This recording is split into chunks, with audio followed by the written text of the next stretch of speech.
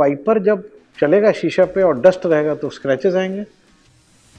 वो स्क्रैचेस इस तरह के आएंगे कि रात में आगे से जो लाइट आती है over a period of time blinding होने लगेगी।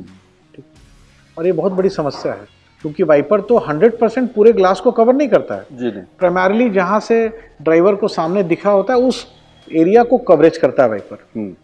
तो वाइपर जब चले तो सूखा ना चले और वहाँ पे एक वॉशिंग मैकेनिज्म से जो नोजल है या स्प्रे है हम उसमें पानी या पानी में मिला हुआ अगर कुछ पदार्थ है जो इसको और अच्छे से क्लीन कर सकता है। जब आप विंड स्क्रीन वॉशर को जैसे ही आप एक्टिवेट करते हैं उसके कुछ सेकंड के डिले के बाद, आधा सेकंड, पौना सेकंड, 1 सेकंड के डिले के बाद ही वाइपर चलना स्टार्ट होता है। अगर वो सही एंगल पे पानी सही जगह पे पहली बार अगर स्प्रे नहीं होगा और वो अपने जगह से थोड़ा भी इधर उधर होगा कि वाइपर का कुछ पोर्शन सूखा चलेगा और वहाँ पे स्क्रैचेस होंगे। दर्शकों को मैं रिक्वेस्ट करूंगा देखें कि ग्लास पे इसका स्प्रे पड़ कहाँ रहा है। ठीक है, कोई कारण से इसका कोई एक नोजल जैम हो गया, जो जैम हो गया जिसके चलते पानी नहीं निकल रहा है, उसको ऐसे पिन डाल करके और इस नोजल में उसको थोड़ा ऐसे ऐसे क्लीन करने की कोशिश करते हैं, ऐसे ऐसे हिला के क्लीन करते हैं, थोड़ा ऐसे ऐसे करके क्लीन करते हैं जी। अब प्रॉब्लम क्या है शक्ति जी, ये जो स्पाउट है, इस स्पाउट के अंदर में जो नोजल है, ये नोजल के एंगल जो है वो एडजस्टेबल है। हमारा जो एक स्प्रे है वो लगभग यहाँ आ रहा था और दूसरा उससे थोड़ा सा नीचे यहाँ आ रहा था। अब देखिए इसके चलते अब ये बहुत यहाँ से इससे थोड़ा नीचे था, ये ऑपरेट कीजिए, ये देखिए ये इसका कहाँ गिर रहा है, देखिए ऑपरेट कीजिए, देखिए इसका स्प्रे कहाँ तक जा रहा है और इसका स्प्रे देखिए यहीं तक आके रुक जा रहा है। स्प्रे काम किया, अमूमन जो हमारे दर्शक हैं उनको पता भी नहीं चलेगा क्या अंतर है, परंतु ये स्प्रे इतना नीचे रहा कि वाइपर का लार्जर एरिया जो यहाँ से लेके यहाँ तक है वो तो ड्राई रह गया ना। हेड्सअप ऑटो में आपका बहुत बहुत स्वागत है। मैं हूं शक्ति प्रकाश और आज बात करने वाला हूं वाइपर के बारे में और एक खास चीज बताने वाला हूं। बारिश के मौसम में वाइपर का उपयोग होता है, इसके साथ साथ डस्ट को हटाने में भी उपयोग होता है, लेकिन विंडशील्ड जो वाइपर जहां चलता है वहां वो वॉशर का क्या टेक्नोलॉजी है, ये आज के विषय में हम कवर करने वाले हैं। बातचीत करूंगा अपने ऑटो एक्सपर्ट अशोक प्रियदर्शी जी से। वाइपर का उपयोग होता है डस्ट को हटाने के लिए या बारिश के मौसम में वाइपर चलाया जाता है कि पानी को हटाया जाए, लेकिन उसमें जो वॉशर टेक्नोलॉजी है उसका क्या इंपॉर्टेंस है और हमारे दर्शकों को क्यों जानना जरूरी है। बहुत ही सुनने में छोटा विषय है परंतु इसका काफ़ी बोलूँगा कि गाड़ी के ग्लास के ऊपर इसका बहुत ही गलत और ऐसा प्रभाव पड़ता है जिसके चलते जो व्हीकल ओनर्स हैं उनको अल्टीमेटली बहुत ज़्यादा पैसे खर्च करने पड़ते हैं और रात में उसके चलते ब्लेमिश मार्क्स के चलते गाड़ी के शीशा से विंड स्क्रीन ग्लास के थ्रू अच्छे से दिखता भी नहीं है। तो आगे का जो विंड स्क्रीन ग्लास है उसमें वाइपर है, ज़रूरी है, तो वाइपर चलता भी है। तो वाइपर का काम क्या, वाइप करना, पोंछना। तो टेक्नोलॉजी ग्रो करती गई, वाइपर ब्लेड की टेक्नोलॉजी ग्रो करती गई, जो वाइपर का जो मैकेनिज्म है जो उसको घुमाता है उसकी टेक्नोलॉजी ग्रो करती गई। वाइपर ब्लेड आप अच्छा लगा लें, सब कर लें, आपका वाइपर सिस्टम अच्छा काम करे, बहुत अच्छी बात है।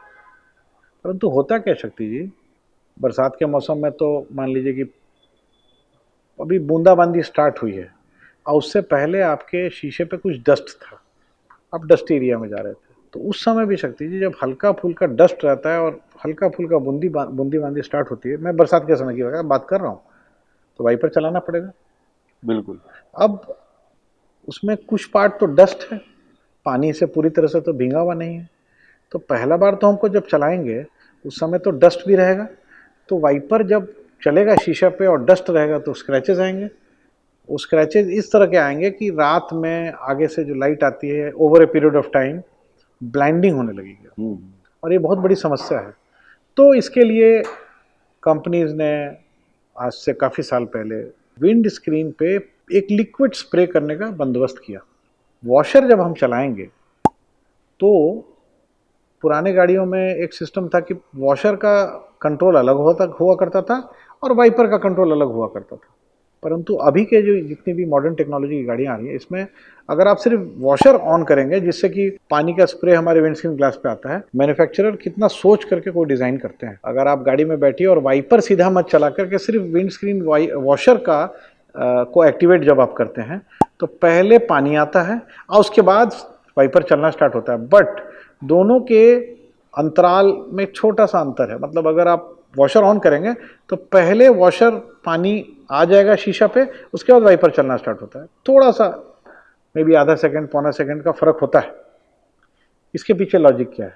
इसके पीछे लॉजिक ये है कि बाय द टाइम हमारा वाइपर फिजिकली ऑपरेट करना स्टार्ट करे, उतने देर में जितने दूर वाइपर ऑपरेट कर रहा है उतने दूर कम से कम वो गीला हो जाए, ताकि जहां वाइपर चले वो सूखा ना चले और उसके चलते कोई स्क्रैचेस ना पड़े। यही ऑब्जेक्टिव है। इसीलिए ये बीच में डिले भी है कि भाई पानी, वॉशर का पानी आ गया हमारे स्क्रीन पे और तब वाइपर स्टार्ट हुआ। साइमल्टेनियसली स्टार्ट नहीं होता है नए वाले टेक्नोलॉजी में। तो अगर इतना सोचा गया तो इसके साथ साथ एक चीज बहुत जरूरी है। जरूरी क्या है कि जो हमारा वॉशर का जो नोजल है वो कहाँ पे पानी गिरा रहा है शीशे पे।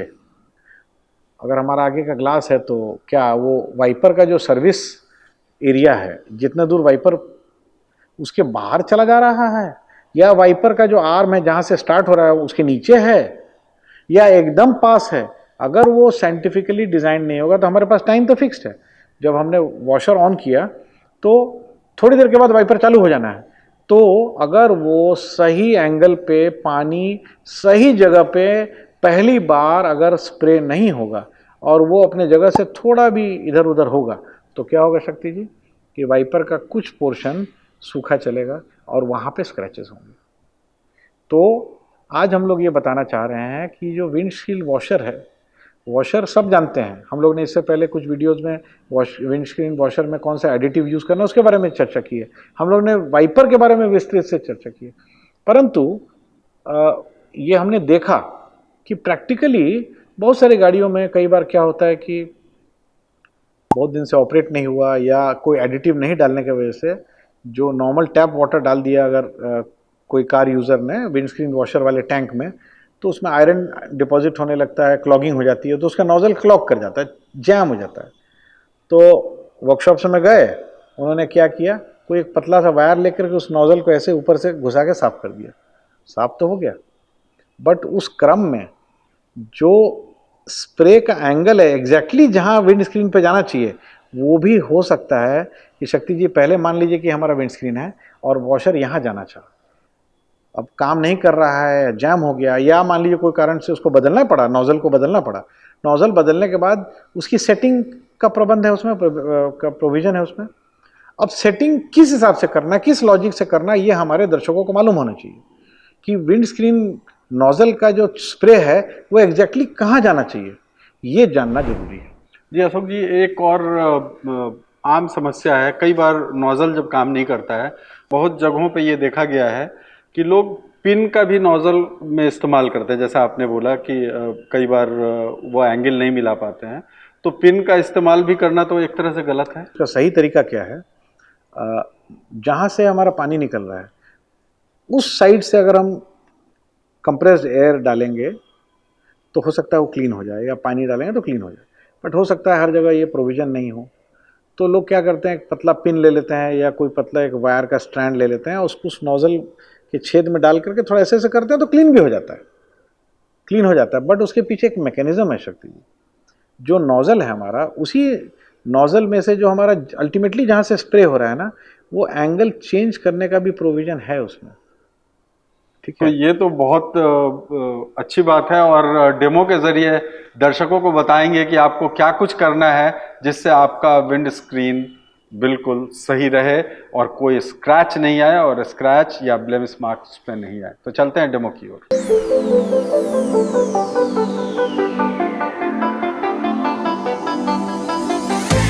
अंदर से सिर्फ पहले वॉशर ऑपरेट करेंगे, हम वाइपर नहीं चला रहे हैं, वाइपर का कमांड अलग है। बट वॉशर जब चलाएंगे तो वॉशर के साथ साथ वाइपर भी चलता है। अब ये देखिए, इस कमांड को हम दे रहे हैं और आप ध्यान से टाइम ड्यूरेशन देखिएगा कि वो नोजल स्टार्ट होने, वाइपर का स्प्रे वॉशर का स्प्रे के कितने देर के बाद वाइपर स्टार्ट होता है? थोड़ा सा टाइम लैग है इसमें।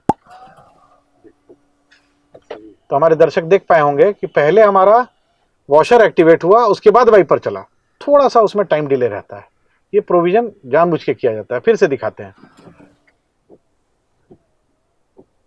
हम बार बार अपने वीडियो में जिक्र कर रहे हैं वाइपर के सर्विस एरिया की। सर्विस एरिया क्या है साहब? तो देखिए इस वाइपर को, ये वाइपर ब्लेड है हमारा, वो यहाँ से लेके वहाँ तक है। तो जब ये चलेगा शक्ति जी, तो ऐसा तो नहीं है एकदम पूरे कोना कोना पोंछेगा, बट ड्राइवर जहाँ है बैठे हुए, उनको सामने का विजन क्लियर मिले, उस हिसाब से इसका वाइपर का सर्विस एरिया इस तरह से डिजाइन किया हुआ कि जब ये इतने लंबा जो ब्लेड है, जब ये चले ऐसे ऐसे चले, तो इतना दूर का पोर्शन मेरा क्लीन हो जाए। तो ये वाइपर का सर्विस एरिया है।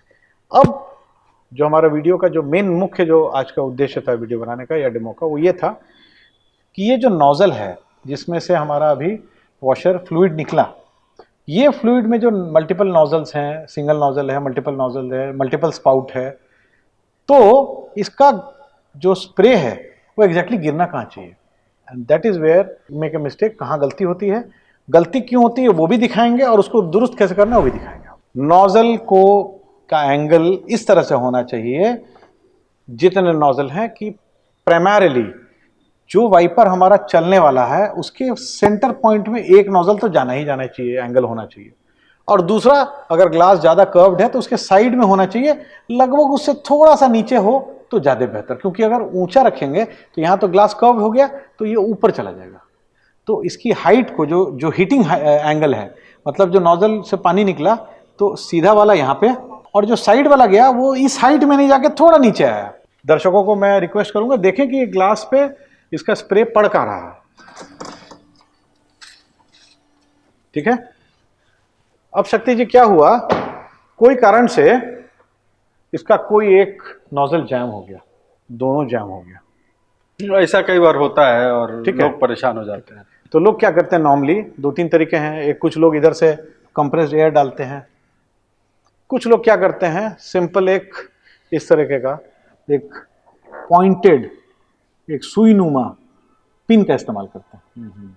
और इससे क्या करते हैं, इस जो नोजल है उसको ऊपर का जो छिद्र है, उसका जो होल है या जो उसमें पोर है जो जैम हो गया, जिसके चलते पानी नहीं निकल रहा है, उसको ऐसे पिन डाल करके और इस नोजल में उसको थोड़ा ऐसे ऐसे क्लीन करने की कोशिश करते हैं, ऐसे ऐसे हिला के क्लीन करते हैं, थोड़ा ऐसे ऐसे करके क्लीन करते हैं जी। अब प्रॉब्लम क्या है शक्ति जी, ये जो स्पाउट है, इस स्पाउट के अंदर में जो नोजल है, ये नोजल के एंगल जो है वो एडजस्टेबल है, ठीक है। एक तरह का बॉल अरेंजमेंट है इसमें, इस नोजल में यहाँ पे एक बॉल अरेंजमेंट है। तो अब हम ये अज्यूम कर रहे हैं कि ये नोजल जो है मेरा वो जैम हो गया था। तो एक अनाड़ी जो टेक्नीशियन होता है, जो इसकी महत्वता को नहीं समझता है, वो या तो ये करे कि लगभग मार्क लगा दे, ठीक है, और क्लीन करने के बाद, अब इसको हमने मान लीजिए कि मान के चल रहे हैं हम इसको ऐसे ऐसे करके क्लीन कर रहे हैं। अब क्लीन करने के दौरान में देखिए मैंने थोड़ा एंगल को डिस्टर्ब कर दिया, थोड़ा सा एंगल को मैं डिस्टर्ब कर देता हूँ, ठीक है, जो कि अमूमन गलतियां होती हैं टेक्नीशियंस के द्वारा वर्कशॉप में, ठीक है। अब इसमें मैं नोजल में पिन डाल रहा हूँ, अब पिन से मैं इसके एंगल को चेंज कर दे रहा हूँ। हमारा जो एक स्प्रे है वो लगभग यहाँ आ रहा था और दूसरा उससे थोड़ा सा नीचे यहाँ आ रहा था। अब देखिए इसके चलते अब ये बहुत यहाँ से इससे थोड़ा नीचे था, ये ऑपरेट कीजिए, ये देखिए ये इसका कहाँ गिर रहा है, देखिए ऑपरेट कीजिए, देखिए इसका स्प्रे कहाँ तक जा रहा है और इसका स्प्रे देखिए यहीं तक आके रुक जा रहा है। तो क्या होगा शक्ति जी, अगर हमारा स्प्रे काम किया, अमूमन जो हमारे दर्शक हैं उनको पता भी नहीं चलेगा क्या अंतर है, परंतु ये स्प्रे इतना नीचे रहा कि वाइपर का लार्जर एरिया जो यहां से लेके यहां तक है वो तो ड्राई रह गया ना। लॉजिक ये है कि ये जो हमारा वाइपर है, ये वाइपर है, अब ये वाइपर हमारा जब चलेगा तो कुछ तो इस तरह का एक एरिया बनेगा ना शक्ति जी। अब फिर से ध्यान से देखिए, ये जब हमारा वाइपर है, जब ये चलता है तो अगर ये चलेगा शक्ति जी तो इसके वाइपर के लेंथ के हिसाब से कुछ ऐसा एंगल बनेगा ना, कुछ ऐसा और कुछ ऐसा। तो इसी के बीच में ना हमें गीला करना है, तो हमारा नोजल इस तरह से होना चाहिए लॉजिकली को इस पूरे सर्विस एरिया को गीला कर सके। बहुत लोग जैसे वाइपर को अपग्रेड करते हैं तो उसमें क्या नोजल भी चेंज होता है? नहीं, नोजल चेंज नहीं होता है। नोजल जो है वो अलग मैकेनिज्म है। हाँ हाँ। अगर एकदम प्रीमियम की बात करें, बहुत हाई एंड की गाड़ियों की बात करें, और कुछ कुछ ऐसे ब्रांड्स हैं कि वो तो नेक्स्ट लेवल पे चले गए हैं, वो अरेंजमेंट जो है उनका नोजल और स्पाउट का, वो वाइपर में ही इंटीग्रेटेड है।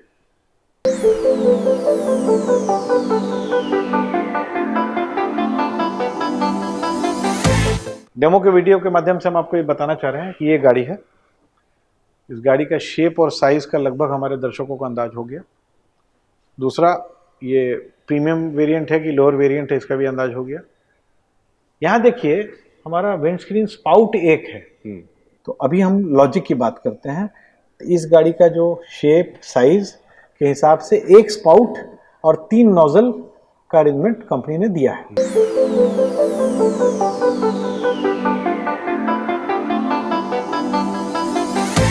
एक दूसरे प्रकार की गाड़ी पे आते हैं। जी जी। अगर पहले वाली गाड़ी से के ग्लास से इसका कंपैरिजन किया जाए तो इसमें 2 भिन्नताएं देखेंगे आप। एक, ये ग्लास यहाँ पे थोड़ा सा उस गाड़ी से थोड़ा लंबा है। जी। ठीक है। दूसरी भिन्नता क्या देखेंगे आप, क्योंकि इस गाड़ी की जो चौड़ाई है वो उस गाड़ी के चौड़ाई से थोड़ी ज्यादा है। जी बिल्कुल। ठीक है। तो ये जो एंगल है ना शक्ति जी, जी जी, ये एंगल हाँ। इसमें थोड़ा उस पहली वाली गाड़ी से ज्यादा है। तो गाड़ी का ग्लास की जो विड्थ है वो भी ज्यादा है, जी। मतलब हाइट ज्यादा है, हाँ। और प्लस ये एंगल भी ज्यादा है, मतलब Width ये भी ग्लास नीचे से ज्यादा फैला हुआ है और ऊपर से थोड़ा संकुचित है। जी जी। ठीक है। पहले वाली गाड़ी में ऊपर और नीचे के विड्थ में कम अंतर था, इसमें थोड़ा सा ज्यादा अंतर है। अब यहाँ देखते हैं कि यहाँ कंपनी ने क्या किया है। यहाँ पे अगर आप बहुत ध्यान से देखें तो फिर स्पाउट यहाँ पे 1 की जगह 2 हो गए। तो यहाँ पे देखें कि ग्लास के शेप और एरिया के हिसाब से और वाइपर के ब्लेड के साइज के हिसाब से टेक्निकली मैन्युफैक्चरर ने जरूरी समझा कि यहाँ स्पाउट 2 देना है। पहले वाले गाड़ी में मैंने आपको दिखाया स्पाउट 1 और एक स्पाउट में 3 नोजल, इसमें 2 स्पाउट और दोनों में 2 नोजल। 2 नोजल का मतलब 2 स्प्रे पर स्पाउट। अब हमारे पास 2 स्पाउट में 2 मतलब अब 4 स्प्रे हमारे पास की रिक्वायरमेंट यहां बनी, बिकॉज ग्लास के साइज, डायमेंशन और एंगल के ऊपर। अब हम आपको ले चलते हैं तीसरी गाड़ी में।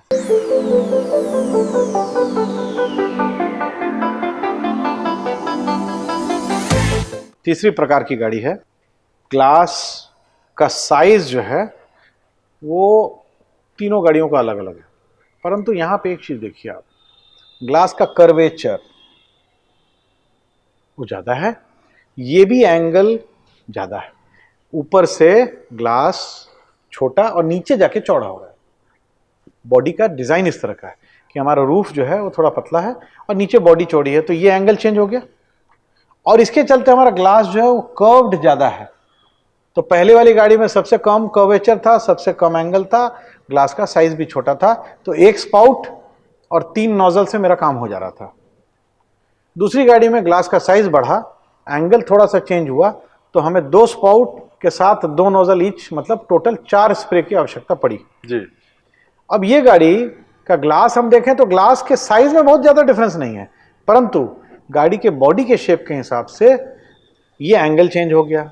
ये कर्वेचर जो है इसमें गोलाई बहुत ज्यादा बढ़ गई। अब एक स्पाउट में यहाँ पे 3 नोजल है। अभी तक क्या था कि एक स्पाउट में 2 नोजल तक हमने देखा था, जो जिसमें 2 स्पाउट लगे हुए थे। ठीक है। अब देखिए एक स्पाउट में 3 और एक गाड़ी में 2 स्पाउट। इधर देखिए, इसी गाड़ी में 2 स्पाउट लगे हैं और 2 स्पाउट में 3 नोजल हैं। तो कुल मिला के कितने हो गए शक्ति जी?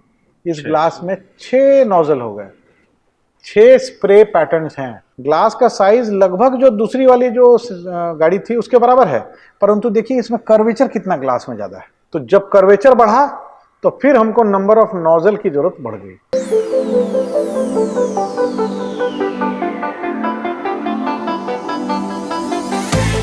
वोल्वो वर्ल्ड की सबसे सेफेस्ट कार मानी जाती है, और मैं अपने अनुभव से बोलता हूँ, छोटी छोटी चीजें जो इसको सेफ बनाती हैं उसको बहुत विस्तार से मैंने समझा है, बुझा है।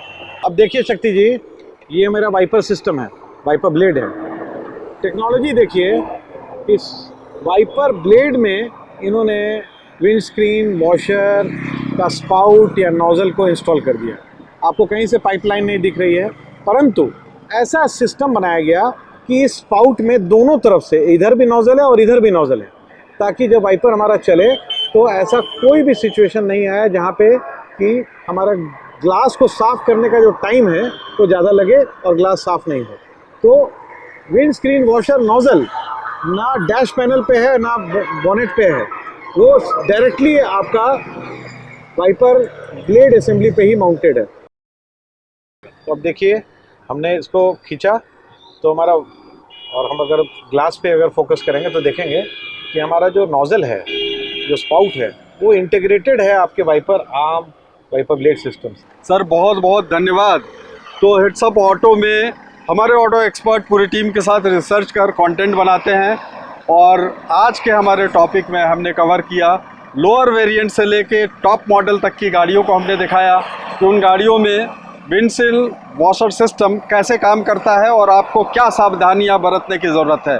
हेड्सअप ऑटो को अगर अब तक आपने सब्सक्राइब नहीं किया है तो ज़रूर से सब्सक्राइब कर लें और हमें अपने सवाल ज़रूर दें, और उस सवाल का रिसर्च कर जवाब दिया जाएगा। और हमारे फेसबुक इंस्टाग्राम को भी फॉलो करें। दीजिए शक्ति प्रकाश को अभी के लिए इजाज़त। बहुत बहुत धन्यवाद।